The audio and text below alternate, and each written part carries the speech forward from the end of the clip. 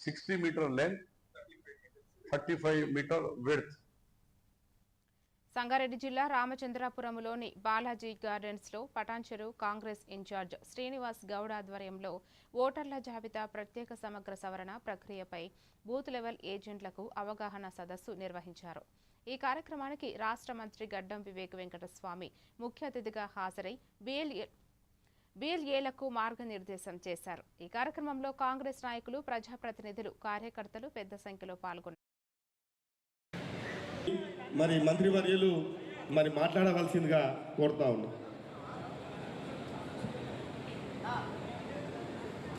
అందరికీ నమస్కారం.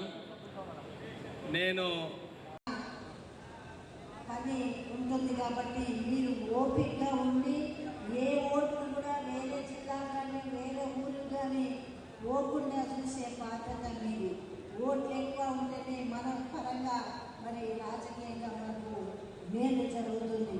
మరి బిఎల్ఓలు వాళ్ళు తప్పించుకునే ప్రయత్నం ఒక్కోసారి చేస్తున్నారు. ఓపికగా ఎంత ప్రశాంతంగా వాళ్ళ ప్రశ్నలకి జవాబు చెప్తూ వాళ్ళు మన ఓటరా కాదా, మన ఓటరు కాకపోతే మనల్ని చైతన్యవంతం పరిచి ప్రభుత్వం చేస్తున్న సంక్షేమ పథకాలను ప్రజల కోసం వచ్చిన ఈ పార్టీ గురించి మనం చెబుతూ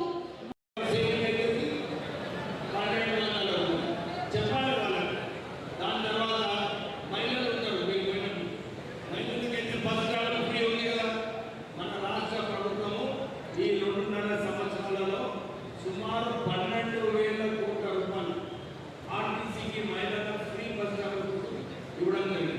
అంటే ఒక్కొక్క మహిళ మీద మన రాష్ట్ర ప్రభుత్వము సుమారు 400 నుంచి 500 రూపాయలు ఆర్టీసీకి వాళ్ళు కడుతున్నారు.